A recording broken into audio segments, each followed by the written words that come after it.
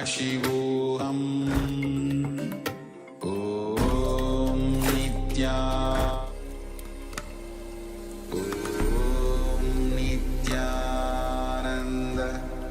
Paramashivoham.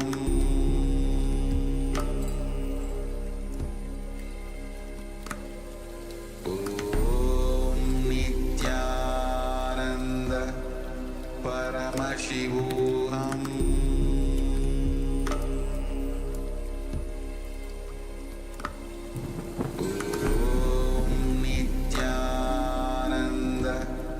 Paramashivoham.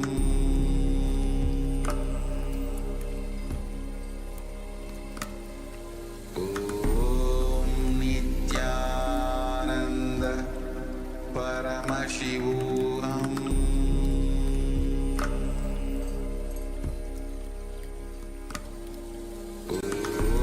Om Nithyananda Paramashivoham. Paramashivoham.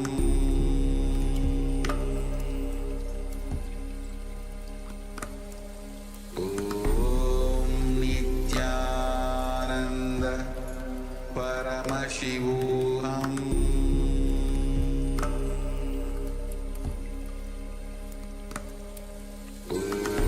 Om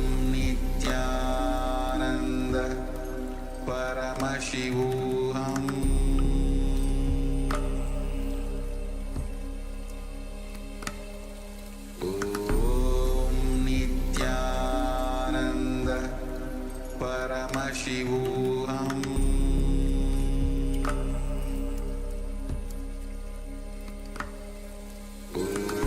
Om Nithyananda Paramashivoham.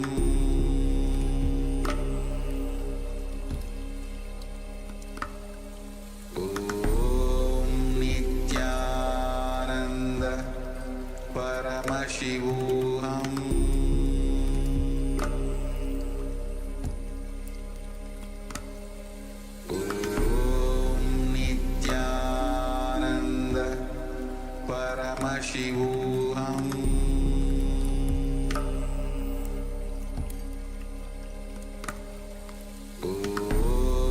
Nithyananda Paramashivoham. Paramashivoham.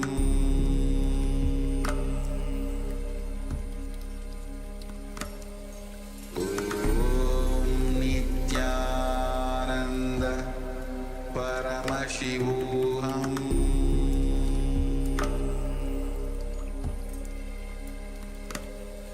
Om Nithyananda Nithyananda. Welcome all the Paramashivoham Level 2 participants to the first session of the day, Nithyananda Yoga. Let us all settle down on our yoga mats with the Panchapatram and Udani ready, the cup with a spoon and some water for the ritualistic cleansing. We request all the male participants to remove their upper cloth for this ritual of yoga and apply the vibhuti on the 16 places over their bodies. All the female bodies, please apply the kumkum and vibhuti on your forehead. Let us now settle down and open this session with the Satguru Vandanam. Sit in a cross-legged position with your head, neck and spine in a straight line. Join your hands in Namaskara Mudra in front of your chest. Close your eyes and visualize Swamiji as we chant.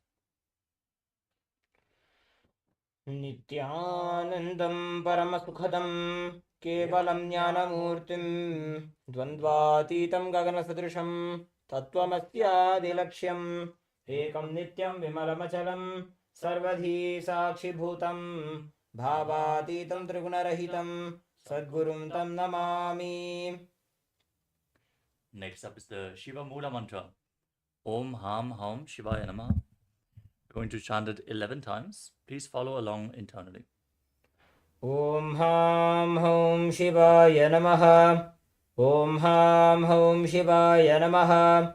Om Ham Haum Shivaya Namaha. Om Ham Haum Shivaya Namaha. Om Ham Haum Shivaya Namaha. Om Ham Haum Shivaya Namaha. Om Ham Haum Shivaya Namaha. Om Ham Haum Shivaya Namaha. Om Ham Haum Shivaya Namaha. Om Ham Haum Shivaya Namaha. Om Ham Hum Shivaya Namaha. Om Ham Hum Shivaya Namaha. Now we are going to perform the Tattvachamanam, the ritualistic cleansing. Now keep your right hand in the Gokarana Mudra in the shape of a cow's ear. Then take 1 udani of water, 1 spoon of water, and put it into your right palm. Each time the word Swadha is chanted, sip the water from the bottom of your palm for a total of 3 times. Om Atmatattvam Shodhayami Swadha. Om Vidyatattvam Shodhayami Swadha. Om Shivatattvam Shodhayami Swadha. Wash your right hand with the water from the Panchapatram and wipe your lips twice with the bottom of your right thumb. Om Ham Hridayaya Namaha. Then wash your hand again.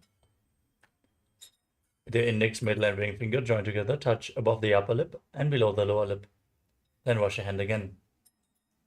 With your index finger and thumb, touch the right nostril and the left nostril.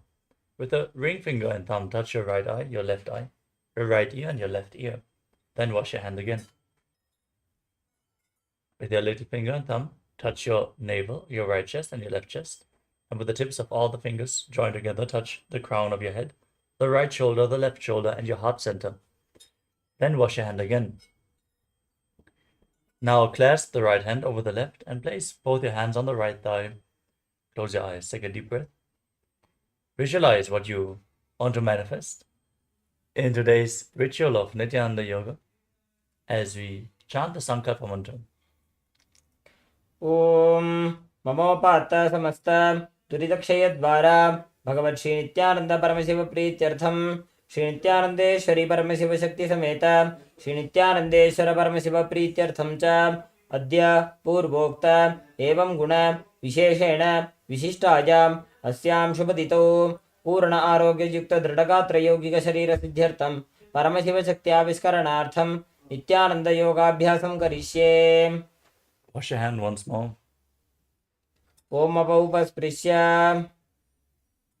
And keep your Panchapatram and Udani aside out of harm's way. Let us get ready to enter into the ritual of Nithyananda Yoga.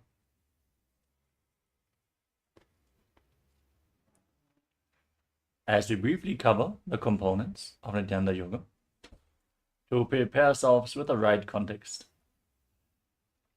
Nithyananda Yoga is the science to let us manifest Paramashivoham, the realization that we indeed are Paramashiva, the divine, the super consciousness of the entire cosmos. Starting off with asana, the physical body postures, aligning our body to Paramashiva, aligning our physical bodies to the cosmic geometry, and awakening the Kundalini Shakti intensely. Pranayama, the breathing techniques, aligning our breathing to Paramashiva by controlling the inhalation, the retention, and the exhalation of the breath in a specific way, infusing prana into the system, and raising the energy in our body. Mudra, the energy circuits performed with our fingers, our limbs, and various other body parts, holding the spiritual energy in our bodies and leading them in a specific way by aligning our intra-organs to Paramashiva. The intra-organs are the energy organs located between the layers of the body, like Anandagandha, Vak, and the third eye. Next up is Bandha, energy locks, performed by contracting certain muscles and diaphragms within the body, controlling the flow of the prana upwards along the spine, starting off with the Mula Bandha, the root lock, contracting the perineal floor and pulling it up. The Uddiyana Bandha, the abdominal lock, contracting your muscles above and below the navel and pulling the navel in and up towards the spine. And the Jalandhara Bandha, the throat lock, tucking your chin to the chest, internally contracting your throat muscles, thus locking the throat. All three bandhas performed together make Mahamudra Bandha, which is a technique for intense Kundalini awakening. Next up is Karana, the sacred dance postures. Throughout the asana practice, we're going to perform certain karanas, which bring the body to a intense awareness by moving the limbs gracefully in synchronicity. The karanas have been preserved in various temples throughout India, carved in stone, and the right context is now revived with KAILASA's Nithyananda Yoga. Next up is visualization. The visualization, which is projected in the top right corner of the screen, leads you to manifest the essence of the asana intensely. As you hold this visualization, you are aligning your thinking to Paramashiva, manifesting Mano Shakti, the power of thought. So hold the visualization for each of the asanas. Japa is the internal repetition of mantras. We're projecting a certain japa in the bottom left corner of the screen for all the asanas. The first japa is Soham. Visualize the japa rotating around your throat in a circular way like a prayer wheel, for example.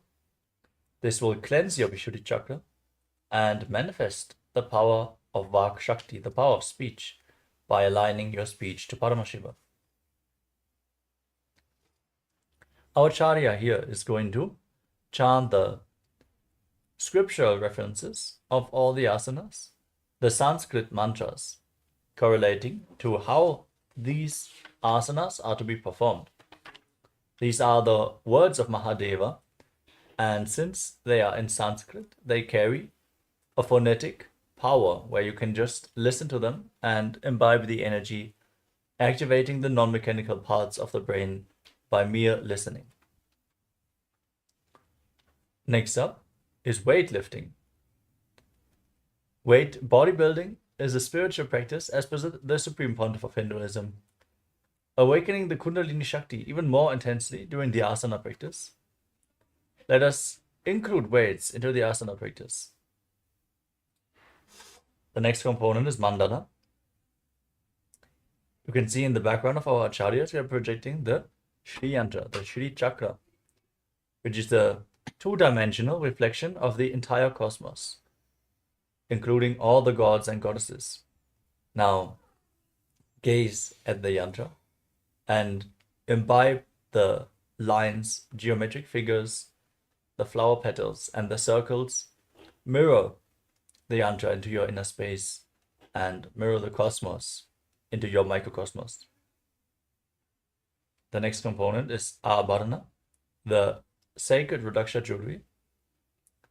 As you wear Rudraksha beads on your skin, they infuse your body with the spiritual energy, since Rudraksha beads are capable of holding on to spiritual energy for a very long time, making them something like a spiritual battery. So wear Rudraksha beads and hold yourself in the high energy space at any given time. Finally, we have Aushadha, the traditional Siddha medicines, like Vibhuti and Kumkum. Apply them on your skin and infuse prana into your system through your skin throughout the yoga practice, bringing this yoga practice to the next level. With all these components, KAILASA's Nithyananda Yoga is a sure shot for spiritual awakening. So let us now sincerely, authentically enter into the practice of yoga. Starting off with the first asana of the sequence, Sukhasana. Sit in a comfortable cross-legged position with your head, neck, and spine in a straight line. Keep your hands on top of the knees in Bindu Mudra, with index fingers and thumbs together. Gaze forward. Visualize Lord Shiva in your inner space. Breathe in Samana Kumbhaka. Inhale deeply into your stomach. Fill your navel with prana and hold the breath. Visualize that the fire in your stomach is being kindled, rising up. Engage all three bandhas, the root lock, the abdominal lock, and the throat lock in Mahamudra bandha, as you internally chant the japa Soham again and again. तत्सुखासनमित्युक्तम् अशक्तस्तत्समाचरेत् आसनं विजितं येन जितं तेन जगत्त्रयम्. Next up is Parvatasana. Now place your feet onto opposite thighs. In Padmasana, join your hands in Anjali Mudra and raise them up above your head. Keep your elbows straight, engage all three bandhas and visualize yourself as Mount Kailash. अथ वक्षे महादेव पर्वतासनमङ्गलं यत्कृत्वा स्थिररूपी स्यात् षट्चक्रादिविलोपनम्. Next up is Halipavasana. Now extend your feet away from the body and bring the soles of your feet together. Interlock your fingers behind your back in Parashu Mudra and lean forward and down, placing your forehead on the ground behind the heels. Engage all three bandhas, Mahamudra Bandha, gaze to the nose and visualize Swamiji in your inner space. पूरवविधियाहु मे जानु उभय पगतली संपुटठानु पिष्टपच्छेदो करल्यावो दक्षिणकरसो वामगहावो. From this position, now extend your hands out in front. Cup your palms and place them on the ground in front of the feet as you bring your forehead down behind the heels onto the ground. Gaze to the tip of the nose, engage all three bandhas and visualize yourself as a snake in Nagi Pavasana. पूरवविधिपर्यागाने नीचौहौ वीकहूनि फनास्यो लगायि. Now keep your hands in Prana Mudra with index and middle fingers together, holding on to the little and ring fingers with a thumb. Hold on to the big toes of the feet and extend your legs forward and up. Then cross your legs into Padmasana. Lean forward and down, place your elbows on the mat. Engage all three bandhas and visualize yourself as a bird in KAILASA. अथान्यदासनं वक्षे येन सिद्धो भवे नरः अकस्माद्वायुसञ्चारं कोकिलाख्यासनेन च. The next asana is Nithyananda. Now stack your knees and ankles in Ardha Padmasana. Hold on to opposite elbows and start rotating your arms in a circular motion. Gaze to the nose, engage all three bandhas, visualize Swamiji, and every once in a while change the direction of the movement. घोडावामा पादकीया शमाहिले shows दक्षचरणको बारलौता परिकुल्भसमोज. The next asana is Gajasana. Now place your hands on the ground shoulder width apart. Step your feet back, raise your hips. Scoop your head and chest forward and down again and again. As you pull your stomach in and up in Uddiyana Bandha, visualize yourself as an elephant. निब्जं पादाग्रे भूमौ कृत्वा लम्बी भूयामस्तकाग्रे निधाय. In the same position, now alternate pressing one heel into the ground while lifting the other heel up. Engage Uddiyana Bandha and visualize yourself as a bear in Rikshasana. एकैकं पादमाकुञ्च गजासनं कुर्यात् रक्षासनं भवति. Now raise up and stand on the tips of the big toes if you can, bringing your hands to the chest in Hridaya Mudra with index, middle and ring fingers joined together. Now engage Uddiyana Bandha and visualize Swamiji in Vaishyasana. केशेन पादयुगलं बद्ध्वा तिष्ठेत् दुमुखः अथवा ईशावक्षे यत्कृत्वा सत्यवान् भवेत्. Next up is the Urdhva Janu Karana, the first Karana of the sequence. Now stand in Arimandi posture, heels together, toes pointing outwards and the knees bent. Remember this posture? We're going to perform this throughout various Karanas. Now bring your hands to the chest and raise one knee up along the center of your body in a circular motion as you follow along with the respective hand.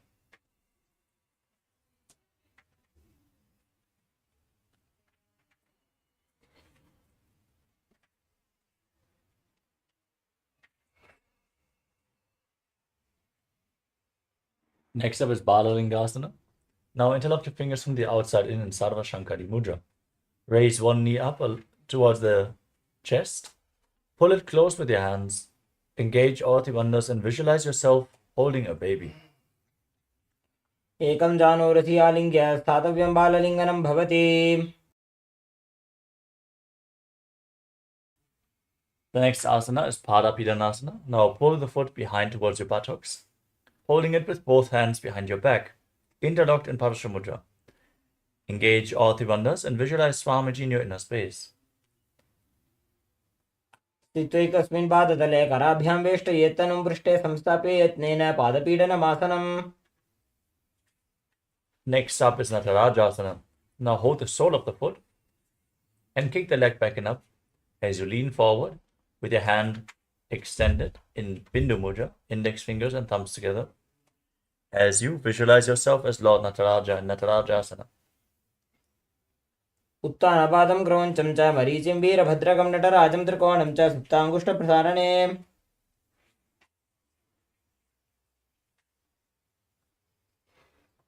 Now repeat Balalingasana on the other side.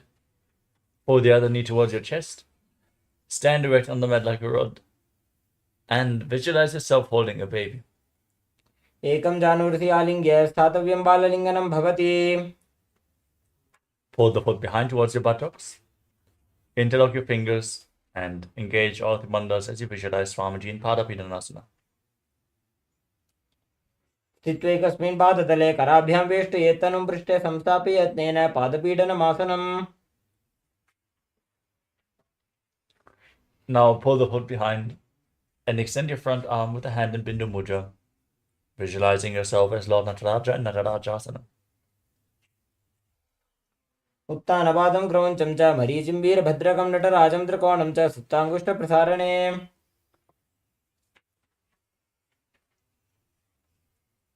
Next up is Ardha Rechita Karana. Now stand in Adimandi posture, heels together, toes pointing outwards, knees bent. Bring your hands to the chest and step the right foot behind the left. Swing the right arm back and forth like a pendulum. Gracefully move your fingers one by one and place the hand over the nose, uncross your ankles, step the left foot behind and repeat the movement.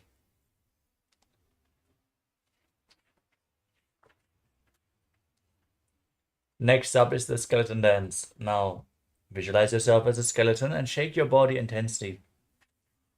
Visualize your bone structure and hold the visualization throughout the dance. Don't lose the visualization. Keep holding on to your bone structure.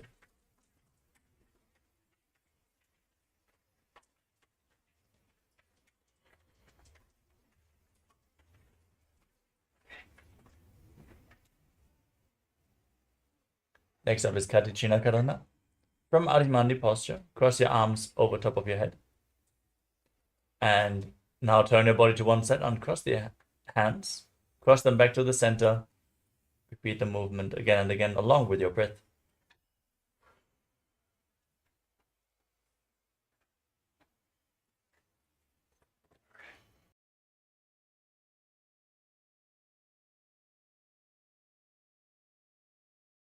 The next asana is Tadasana.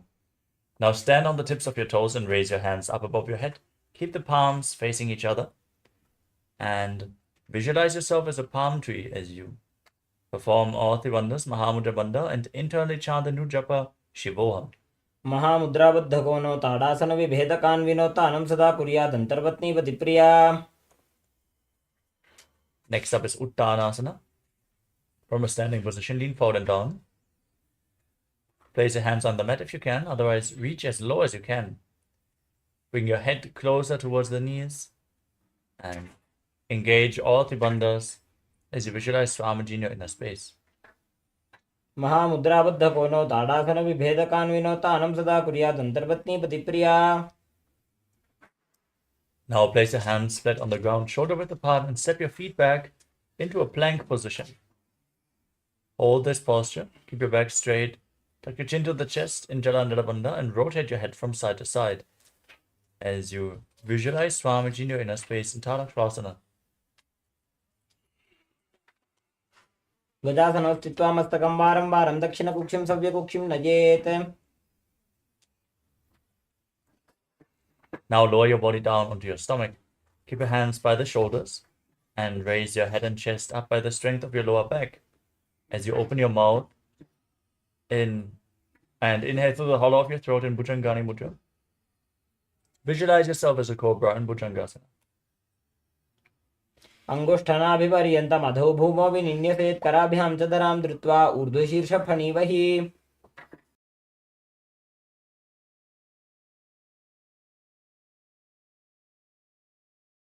Now push your body back up into a plank position and alternate pulling one knee in towards your chest back and forth. As you breathe calmly through your nose in Sahasrara Kumbhaka, lead the prana along your spine and hold the breath on and off in Sahasrara Kumbhaka as you visualize Swamiji in Shashasana. गजासन संस्थितो जानुद्वयमागुञ्च वारं वारं कर्तव्यं शशासनं भवति. Now step one foot in between the two hands. Simultaneously jump the front foot back and bring the other foot in between the hands as you visualize yourself as a chariot in Rathasana. गजासन संस्थितो एकैकं पादं पूर्वमार्गेण भ्रामयित्वा कर्तव्यं तथासनं भवति.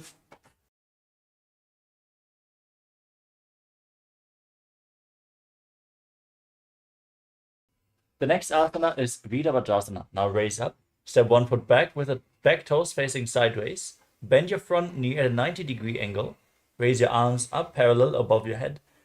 Gaze upwards. Pull your stomach in and up in Uddiyana Bandha. And visualize yourself as Lord Virabhadra in Virabhadrasana. वासिष्ठमथ कौण्डिन्यम् ऊर्ध्वकुक्कुटमेव च अष्टावक्रमथोत्थानं मयूरं सेतुबन्धनम्. Now exchange the positions of your feet or rotate your body to the other side. Bend the front knee. Raise your arms up. Gaze upwards. Make sure your hips are facing forward as you contract the perineal floor and pull your stomach in and up. Visualize yourself as Lord Virabhadra and Virabhadrasana on the other side. वासिष्ठमथ कौण्डिन्यम् ऊर्ध्वकुक्कुटमेव च अष्टावक्रमथोत्थानं मयूरं सेतुबन्धनम्. The next asana is Vrikshasana. Now stand on one leg and lift the other foot towards your perineum. Keep it on the opposite inner thigh. Join your hands in Anjali Mudra and raise your arms up above your head with the elbows straight. Pull your stomach in and up and visualize yourself as a tree in Vrikshasana. वामोर्मूलदेशे च याम्यं पादं निधायतु तिष्ठेत्तु वृक्षवद् भूमौ वृक्षासनमिदं विदुः. Now bring the raised foot on top of the opposite hip. Join your hands in Namaskara Mudra in front of the chest as you visualize yourself as Lord Garuda and Garudasana. गरुडासनमावक्षे येन ध्यानं स्थिरं भवेत् सर्वदोषाद्विनिर्मुक्तो भवतीह महाबली. Now repeat Vrikshasana on the other side. Raise the other foot towards the inner opposite thigh with the hands in Anjali Mudra above your head, visualizing yourself as a tree. वामोर्मूलदेशे च याम्यं पादं निधायतु तिष्ठेत्तु वृक्षवद् भूमौ वृक्षासनमिदं विदुः. Now repeat Garudasana. Place the other foot onto the opposite hip with your hands in Namaskara Mudra in front of your chest. Feel the weight of your wings on your back as you visualize yourself as Lord Garuda. गरुडासनमावक्षे येन ध्यानं स्थिरं भवेत् सर्वदोषाद्विनिर्मुक्तो भवतीह महाबली. Now step one foot forward and the other foot far back. Keep the back toes facing sideways, your legs straight. Keep your arms parallel to the ground and lean forward and down. Bring one hand to the front foot and the other hand up to the sky. Make sure your shoulders are straight as you gaze up towards your third eye, up towards the sky. Visualize yourself as a triangle in Trikonasana. उत्तानपादं क्रौञ्चं च मरीचिं वीरभद्रकं नटराजं त्रिकोणं च सुप्ताङ्गुष्ठप्रसारणे. Now exchange the position of your feet. Rotate your body to the other side. Keep your arms parallel to the ground. Lean forward and down to the other foot. Raise your arm up. Gaze up. Visualize yourself as a triangle in Trikonasana on the other side. उत्तानपादं क्रौञ्चं च मरीचिं वीरभद्रकं नटराजं त्रिकोणं च सुप्ताङ्गुष्ठप्रसारणे. Next up is Nikuttaka Karana. From Arimandi position. Heels together, toes pointing outwards and knees bent. Raise one heel off the ground. Bring your hands towards the chest. Palms facing each other. As you stomp the raised heel down, raise the other heel up and exchange the position of your hands again and again.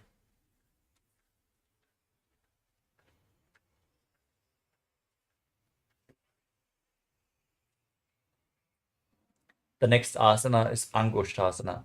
Now lower your body down. Raise your heels off the ground. Tuck your toes. Keep the knees off the mat and balance. As you keep your knees together, join your hands in Namaskara Mudra in front of your chest.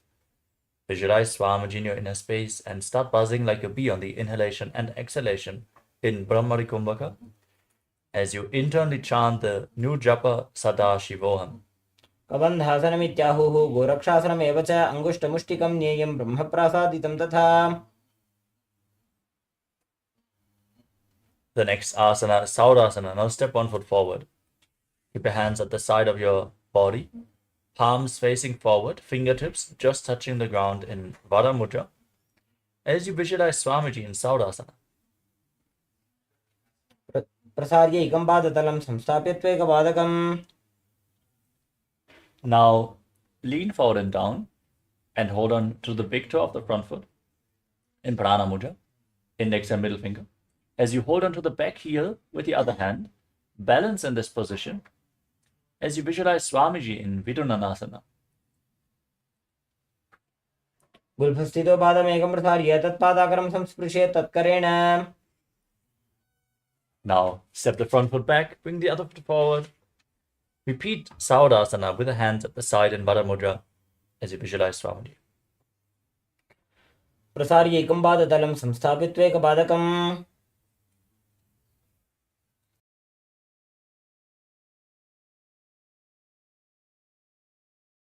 Now repeat Vidunanasana on the other side. Hold on to the big toe of the front foot and to the back heel as you visualize Swamiji in your inner space. गुल्फस्थितो पादमेकं प्रसार्य तत्पादाग्रं संस्पृश्य तत्करेण. The next asana is Brahma Jalankushasana. Now, step both feet in and sit on the raised heels as you separate your knees. Place your hands on top with the palms facing up. Tuck your chin to the chest. Lock your throat in Jalandhara Bandha. Gaze through the gap between the palms in Shambhavi Mudra. Keep your eyes open wide, unblinking. Gazing within eternally as you visualize Swamiji in Brahma Jalankushasana. दो फणा पानी होए वैसे एड़ी दो गुदानी वैसे कोरपक दलियां की माहिली आयस माहे राशे मिली. The next asana is Kapilasana. Now drop your knees to the mat. Sit on raised heels. Keep your hands on the thighs or knees. Gaze to the tip of the nose. Pull your stomach in and up in Uddiyana Bandha. And visualize yourself as sage Kapila Muni, the founder of Mahanidvani Pita. उभय पगदली समटारावे तिनको माहिली core मिलावे फणा पानियों कड़ होए वैसे एड़ी दो बूजोनी निवैसे.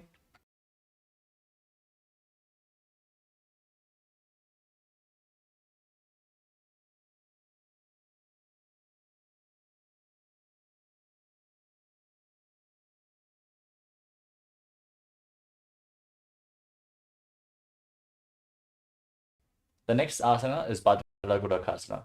Now maintain the posture.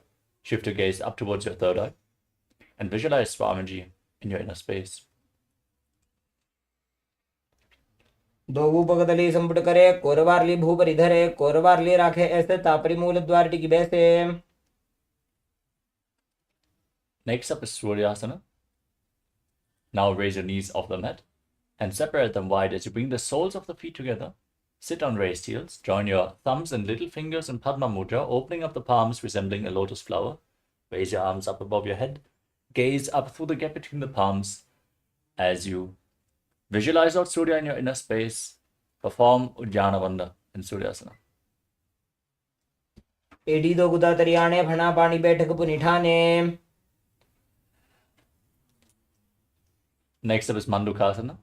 Now bring your knees to the ground, place your feet flat, and keep your hands on the knees. As you gaze to your third eye, press your tongue up flat against the palate of the mouth in Manduki Mudra, visualizing yourself as a frog as you breathe in Sahajra Kumbhaka through your nose in Mandukasana.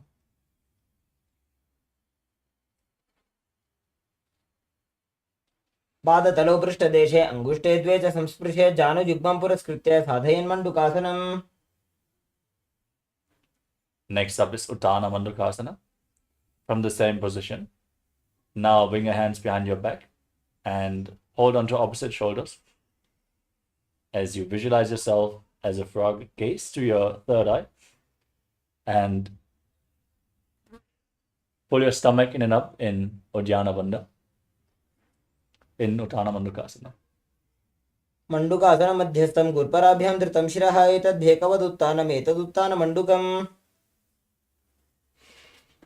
Next up is Simhasana.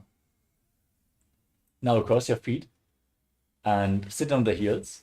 As you gaze to the tip of the nose, visualize yourself as a lion. Stick your tongue out. Exhale forcefully again and again through your mouth in Simhasana, the lion posture. दक्षिणं सव्यगुल्फेन दक्षिणेन तदेतरं हस्तौ च जान्वौ संस्थाप्य स्वाङ्गुलीस्य प्रसार्य च. Next up is Patrasana. Now bring the soles of your feet together behind your back and sit on the heels as you cross your arms behind your back and hold onto the big toes in Prana Mudra with index and middle fingers. Tuck your chin to the chest in Jalandhara Bandha. Gaze to the tip of the nose. Visualize Swamiji and return to buzzing like a bee in Brahmari Kumbhaka and Bhadrasana. गुल्फौ च वृषणस्यादः सीवन्त्याः पार्श्वयोः क्षिपेत्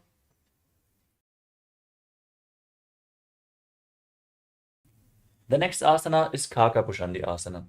Now place your feet flat and squat with your knees raised. Bring your arms in and around the raised knees and interlock your fingers behind your back in Parshva Mudra as you gaze to the tip of the nose and visualize yourself as a crow in Kakapushandi asana. प्रथमे वैसको कटठाने दो हाथ पगमीच आने. Next up is Kani Pavasana. Place your hands on the mat, shoulder width apart. Bring your knees onto your arms towards your armpits. Lean forward, find balance, raise your hips, and balance on your arms as you lift your feet off the ground, visualizing Swamiji in your inner space. आसन को गुणाशी दुष्टा होई तो आछी होई.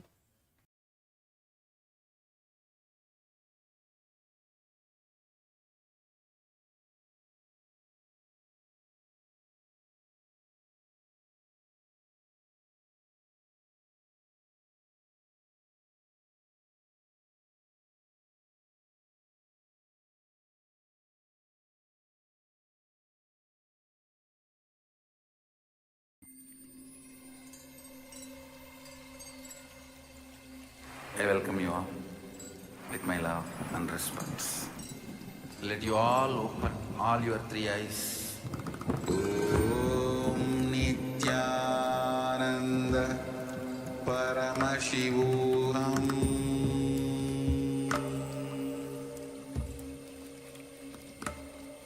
Om Nithyananda Paramashivoham.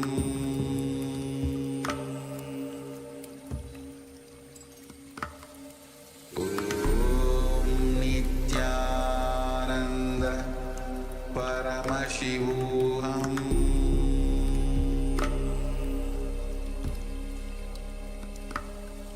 Om Nithyananda Paramashivoham.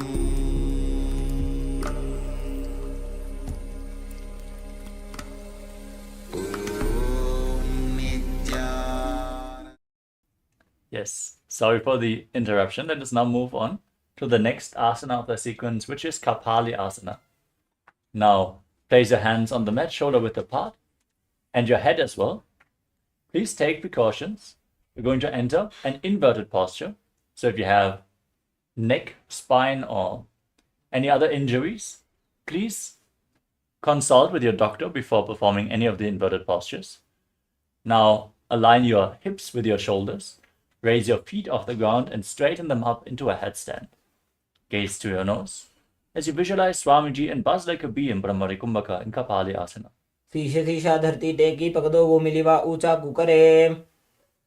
Gently lower your body back down. Come to a squatting posture. Place your hands on the ground, shoulder width apart.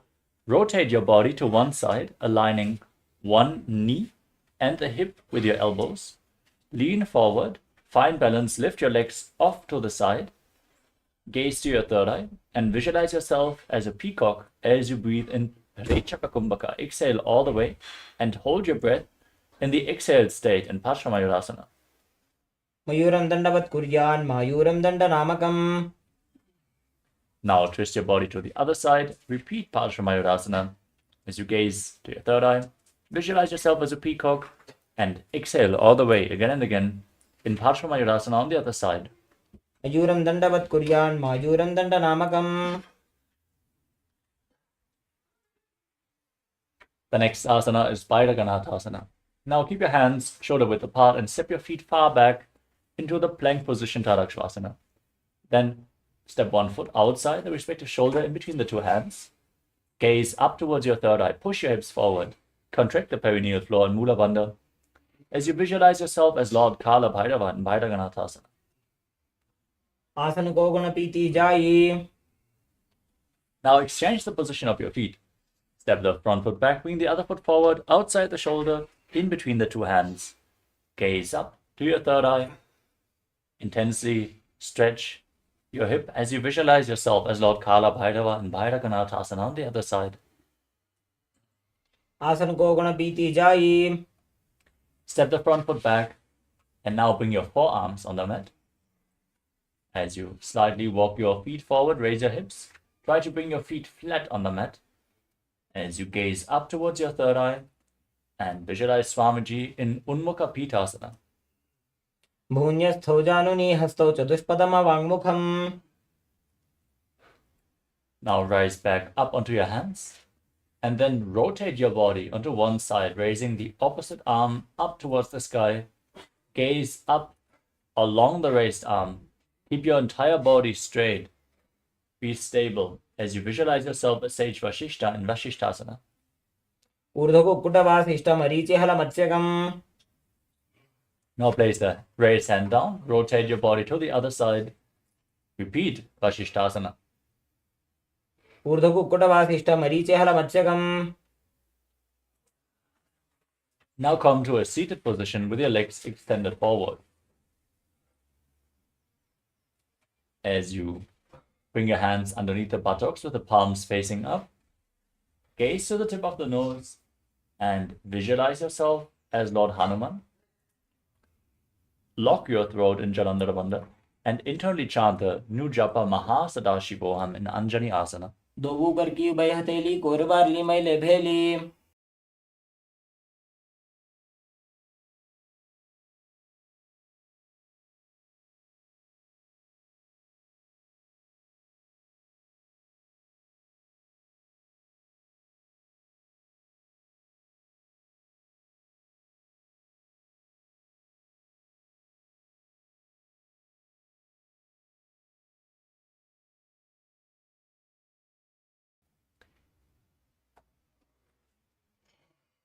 The next asana is Paschimottanasana. With your legs extended forward, now lean forward and down and hold onto the big toes in Prana Mudra with index and middle fingers. Bring your head towards the knees. Engage all three bandhas and visualize Swamiji in your inner space. जानु परिललाटन्तु पश्चिमं ताणमुच्यते येन केन प्रकारेण सुखं धार्यं च जायते.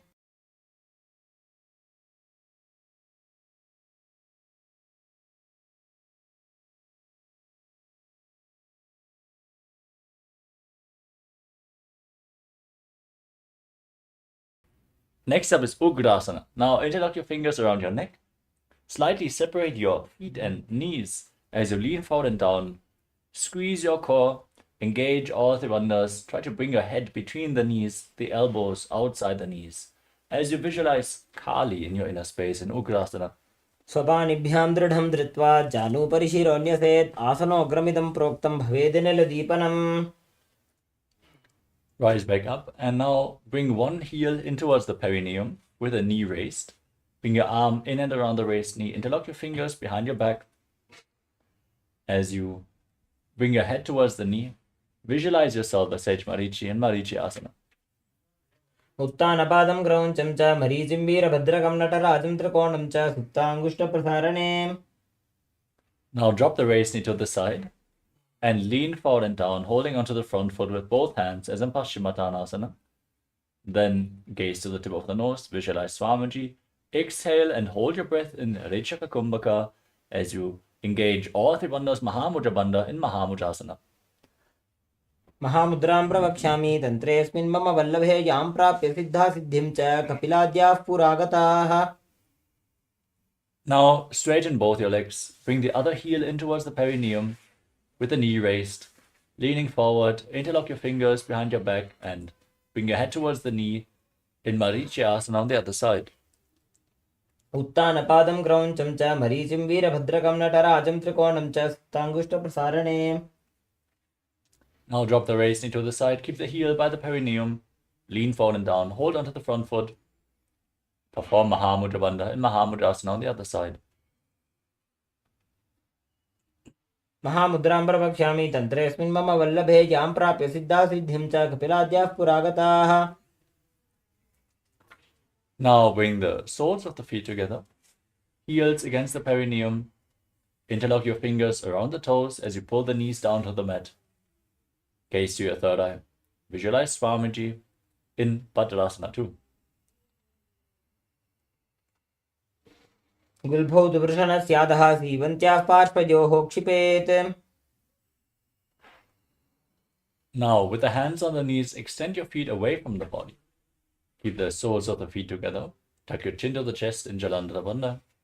Gaze to the tip of your nose and visualize Swamiji in Gvalipavasana. पूर्व चरपट चौक कक्ष्यो सोजी वाही विधि चौकी जय sooji.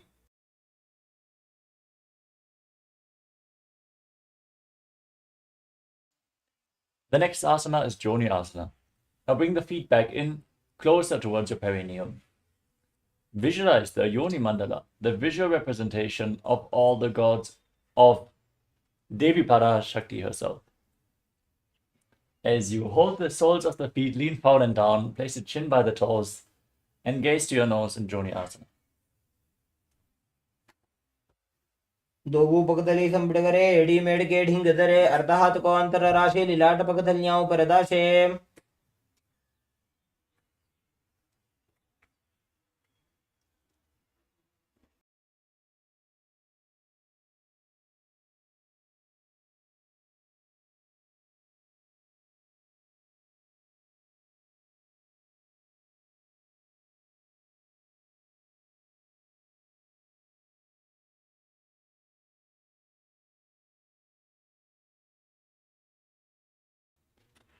Now extend your feet away from the body. Keep the heels together and the toes apart. Extend your arms out to the side and lean forward and down, bend from your hip. Keep your back straight as you place the head on the ground behind the heels. Gaze to the tip of the nose and visualize Swamiji in Midaki Pavasana. पूर्व विधि परिपकधली संपूर्ण शोल एडी मिली राशे. Now bring your feet back in towards your body, the toes together, heels separate. As you bring your hands underneath the shins, with the palms facing up. Place your face on the ground in front of the feet. Bring your toes against your throat. As you gaze to the tip of the nose, visualize Lord Surya in your inner space in Siddhasamadhi Asana. एडी दो गुदा तरियाणे फणा पानी बैठक पुनिठाने. Now rise up. Bring the heels against your perineum and the toes apart as you hold onto the soles of the feet. Open up your feet like a book as you press your elbows on the thighs, gaze to your nose, and visualize Swamiji in Chinaki Pavasana. दो पगा की AD धरती मगिवा मेढ़ लगावे. The next asana is Charapata Chokasana. Now bring the soles of the feet together and place your hands on the knees, gently pressing them down towards the ground. Gaze up towards your third eye.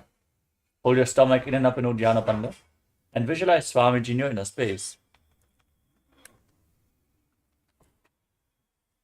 Dogu पकदली संपुट धारे आगाने कर जारे पसारे.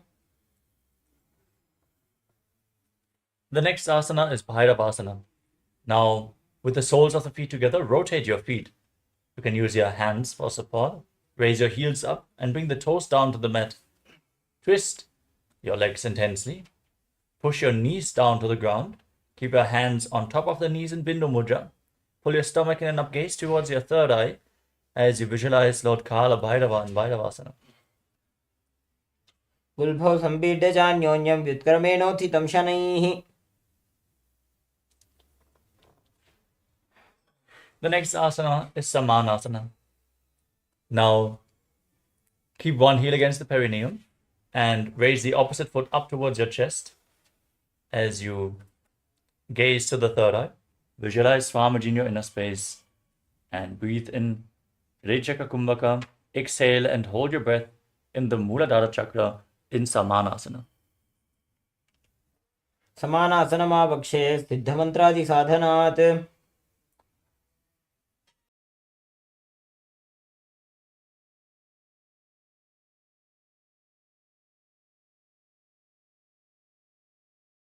The next asana is Apanasana. Now raise the leg over top of your shoulder and extend the opposite leg forward and up. Gaze up towards your third eye and visualize Swamiji in Apanasana. केवलं पादमेकं च स्कन्धे चारोपि यत्नतः. Now repeat Samanasana on the other side.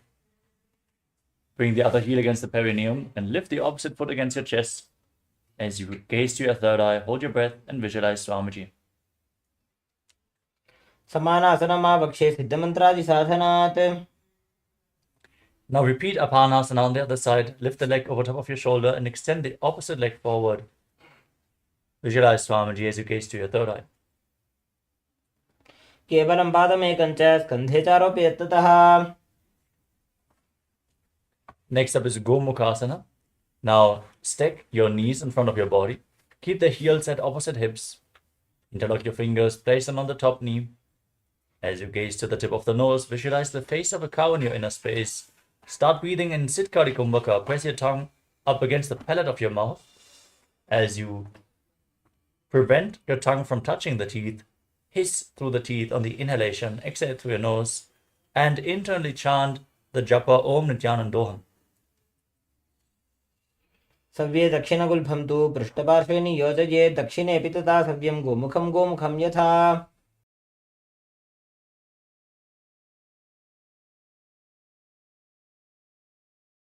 Next up is Anasuyasana. Now interlock your fingers around the big toes.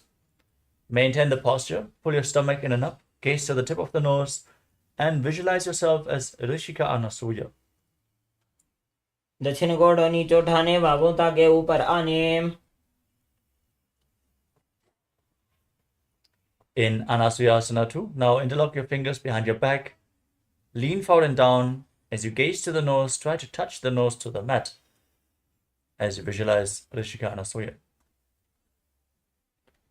जीमणा गोदा की संधि उपरिडा बागोड़ा की संधि मिलाई राशे गोड़ा सिवले पकदल्यालो आडवाई सुधा राशे.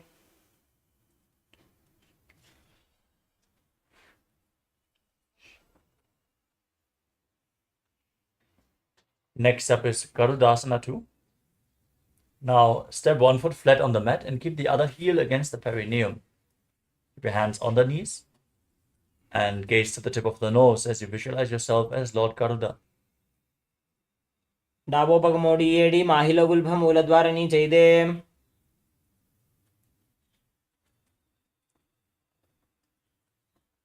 Next up is Naradasana.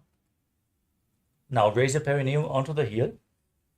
Interlock your fingers around your neck and twist your elbows outside the raised knee as you gaze up towards your third eye and visualize yourself as Sage Narada.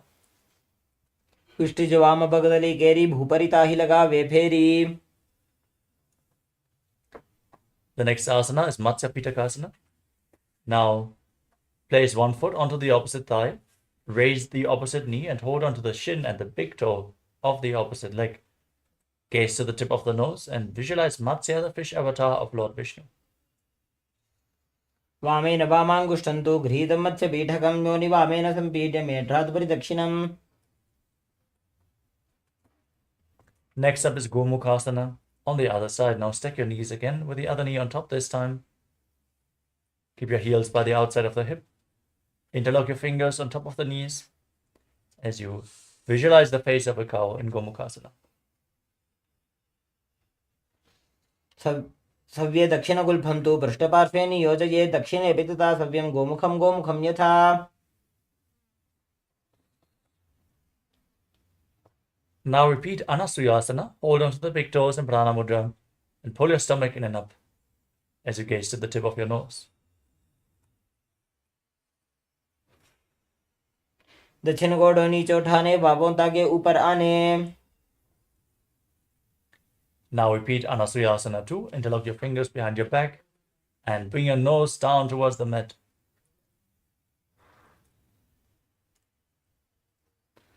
जीमणा गोदा की संधि उपरिडा बागोड़ा की संधि मिलाई राशे गोड़ा सिवले पकदल्यालो आडवाई सुधा राशे. Now repeat Garudasana 2. Now keep the other knee raised. One heel against the perineum, hands on the knees, gaze to the nose and visualize yourself as Lord Garuda. Davos पग मोड़ी AD माहिलो Gulf मूलद्वार नीचे दे.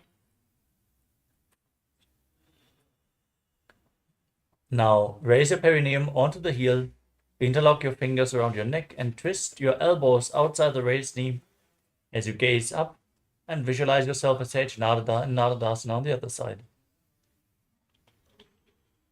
विष्टिजुवाम पगतली केरी भूपरी ताही लगा बेफेरी गोड़ा सुदोपना है जो जी थिवाश तेरा शेषो जी. Now bring the other foot onto the opposite thigh as you repeat Matsya Pitakasana, holding on to the shin and the big toe. Gaze at the nose and visualize Matsya, the fish avatar of Lord Vishnu. वामेन वामाङ्गुष्टन्तु गृहीतमध्य पीठकं योनि वामेन सम्पीड्य मेढ्रादुपरि दक्षिणम्. The next asana is Matsyendrasana. Now extend your legs out in front of you. Then place one foot on the opposite thigh. Raise the opposite knee. Keep one hand behind you, the other elbow brought around the raised knee, hand by the neck. Gaze up and visualize Sage Matsyendrasana, the master of Hatha Yoga. उदरं पश्चिमाभासं कृत्वा तिष्ठति यत्ततः नम्राङ्गं वामपादं हि दक्षजानुपरिन्यसेत्. Now extend the front arm down towards the foot and hold your back ear with the hand. Gaze to your third eye and visualize yourself as a camel in Kubasana. आसन को गुण झोलो जाइए.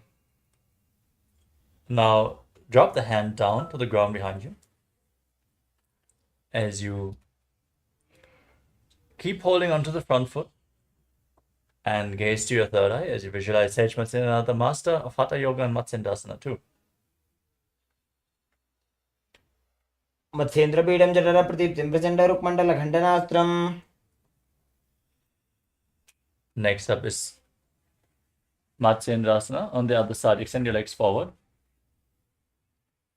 Gaze to your third eye and visualize Sage Matsyendrasana, the master of Hatha Yoga, as you hold the front ear and place your hand on the ground behind you in Matsyendrasana. उदरं पश्चिमाभासं कृत्वा तिष्ठति यत्ततः नम्राङ्गं वामपादं हि दक्षजानुपरिन्यसेत्. Now drop the front hand down to the foot. Place the other hand on your ear. Gaze up and visualize yourself as a camel in Kubasana on the other side. आसन को गुण झोलो जाइए. Now drop the back hand down to the ground. Keep holding onto the front foot as you visualize Sage Matsyendrasana, the master of Hatha Yoga. Gaze to your third eye in Matsyendrasana too. मत्स्येन्द्रपीडं जठरप्रदीप्तिं प्रचण्डरुक्मण्डलखण्डनास्त्रम्. Next up is Padmasana. Now place your feet onto opposite thighs. Keep your hands on the knees as you engage all three bandhas, Mahamudra Bandha. Gaze to the tip of the nose and visualize yourself as Lord Shiva as you breathe in Sitali Kumbhaka. Press your tongue against the teeth and hiss through the teeth as you inhale. Then exhale through your nose, internally chanting the new japa, Om Nithyananda Mahasadashivoham. आसनं द्विविधं प्रोक्तं पद्मं वज्रासनं तथा ऊर्ध्वोरुपरि चेत् धत्ते उभे पादतले यथा. Next up is Padmasana 2. Now cross your arms in front of your body and hold on to the big toes in Prana Mudra. As you gaze to the tip of the nose, visualize yourself as Goddess Parvati, the consort of Lord Shiva in Padmasana 2. उत्तानौ चरणौ कृत्वा उरुसंसो प्रयत्नतः. The next asana is Kukutasana. As you bring your hands through the legs while sitting in Padmasana, place your palms flat on the ground and then lift your entire body off the mat. Balance on your arms as you visualize yourself as a rooster and breathe calmly through your nose in Sahadra Kumbhaka and Kukutasana. पद्मासनं सुसंस्थाप्य नान्वोरौरन्तरे करौ.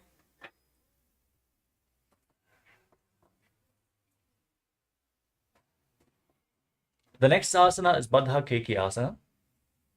Now rise up onto your knees as you keep your legs in Padmasana. Place your hands flat on the mat, your fingers pointing towards your body. Bring your navel onto your elbows, lean forward, raise your legs up off the mat and balance as you visualize Swamiji in your inner space. धरामष्टभिकृत्वेन तत्कुर्परिस्थापितानाभिपार्श्वः. Now extend your legs back into Mayurasana. With your elbows at the navel, lift your legs off the mat and hold as you visualize yourself as a peacock.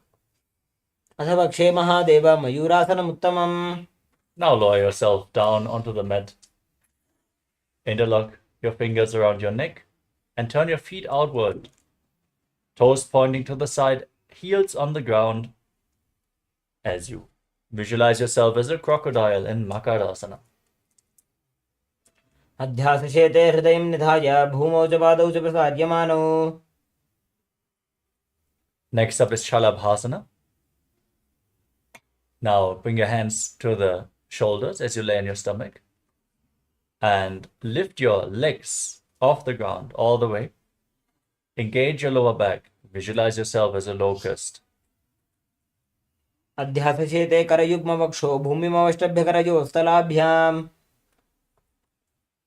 The next asana is Ushrasana. Now bend your knees, hold onto the feet, and pull them outside the hip towards the ground. Try to touch the heels to the mat as you visualize yourself as a camel. अध्यासशेते पदयुग्मव्यस्तं पृष्ठे निधायापि धृतं कराभ्याम्. Now, holding onto the feet, kick your legs back and up and raise your head and chest as you gaze to your third eye, visualizing yourself as Pinaka, Lord Shiva's bow in Dhanurasana. प्रसार्य पादौ भुजदण्डरूपौ करौ च पृष्ठे धृतपादयुग्मम्.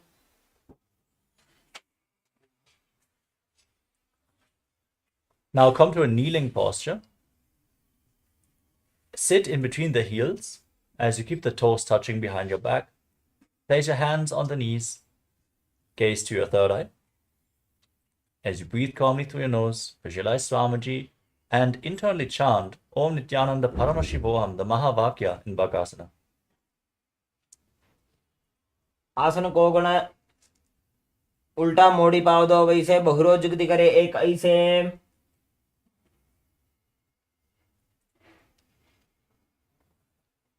Next up is Gohi Asana.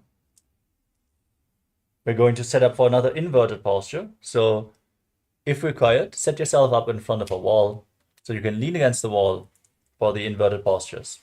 Now, keep your forearms down, elbows shoulder width apart. Interlock your fingers, place your head on the mat, and then raise your feet off the ground and pull your knees towards your chest. Squeeze your body into a ball in this position. Try to touch your knees with your chin, try to touch your chin with the knees as you gaze to the tip of the nose. Visualize Swamiji in Gohi Asana. दो हाथ की कहुनी जोजी पुनः कलाई जाने दोई. Now raise your legs up straight into Shirshasana, the headstand, as you visualize Swamiji in your inner space and gaze to the tip of the nose. विपरीतं मण्डलं च द्विधैव विदितं हिनः. Gently lower your legs down and now come to a seated posture with your legs extended forward. Get ready. We are going to enter into a sequence of rapid exhalation through the nose in Bhastika Kumbhaka. As you pull your abdomen in and up, push the air out of your lungs without inhaling. Don't worry, the air will naturally flow back into your lungs. Now hold onto your calves and raise your legs up vertically in front of your body. Balance in this posture as you visualize Swamiji in Podhyasana. दो हाथ पग बाहर आने घोड़ा तरे काकसी ठाने. Now bring your hands behind your back and raise your legs as you gaze to your third eye and visualize yourself as a maze in Parikasana. उत्तानसेनं कृत्वा पादौ मिलित्वा प्रसार्य. Now extend your arms out in front, parallel to the ground. Keep your legs raised. Gaze to your third eye and visualize yourself as a boat in Naukasana. उत्तानसेनं कृत्वा पादौ मिलित्वा प्रसार्य. Now scoop your hands below the feet and pull them close towards your chest as you visualize yourself as Lord Rudra in Rudrasana. पगतली संपूट करी हाथस्य पग ऊंचाई. Now breathe calmly, lay on your back Keep your feet flat, the knees raised. Hold on to your ankles. And push your hips up high. Lock your throat and forcefully push the air against the throat lock in Mocha Kumbhaka. Don't let the air escape, just push it upwards. As you visualize Swamiji, gaze to your nose in Unmukha Pitasana too. ऊर्ध्वे च जानुनी कृत्वा शवित्वोर्ध्वमुखं तथा. Now lay down flat on your back. Keep your hands at the side of the body. As you relax completely from your physical body. Pull the Kundalini Shakti up along your spine and Shakti Chalan Mudra. Visualize your body is dead. And Swamiji, the Supreme Pontiff of Hinduism, is liberating you in Shivasana as you internally chant Om Nithyananda Paramashivoham.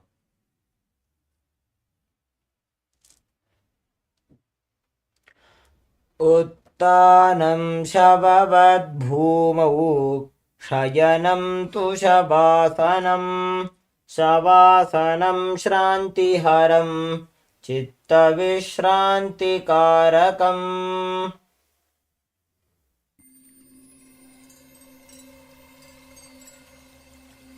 I welcome you all with my love and respect. Let you all open all your three eyes. Om Nithyananda Paramashivoham.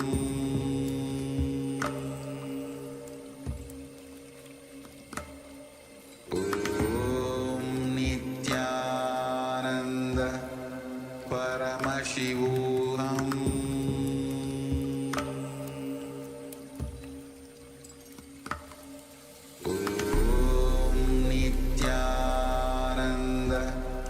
Paramashivoham.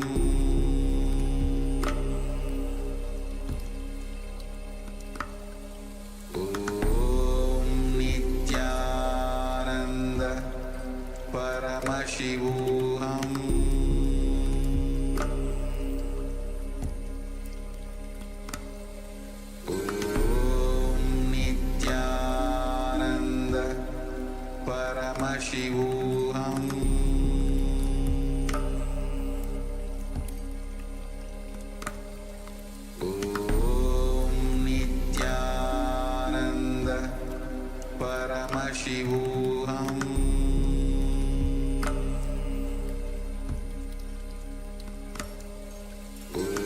Om Nithyananda Paramashivoham. Paramashivoham.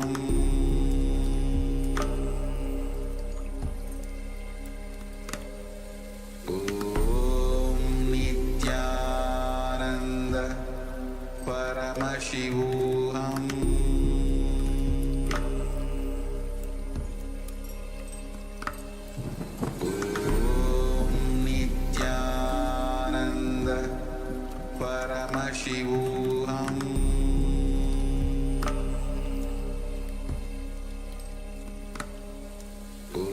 Om Nithyananda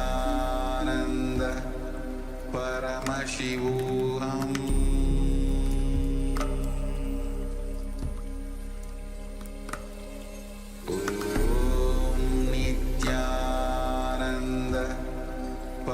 Paramashivoham.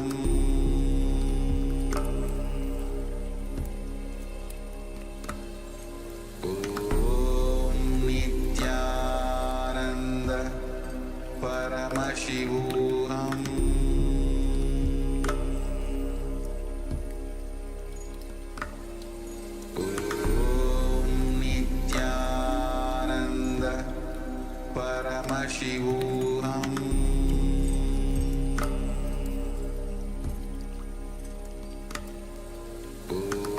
Om Nithyananda Paramashivoham.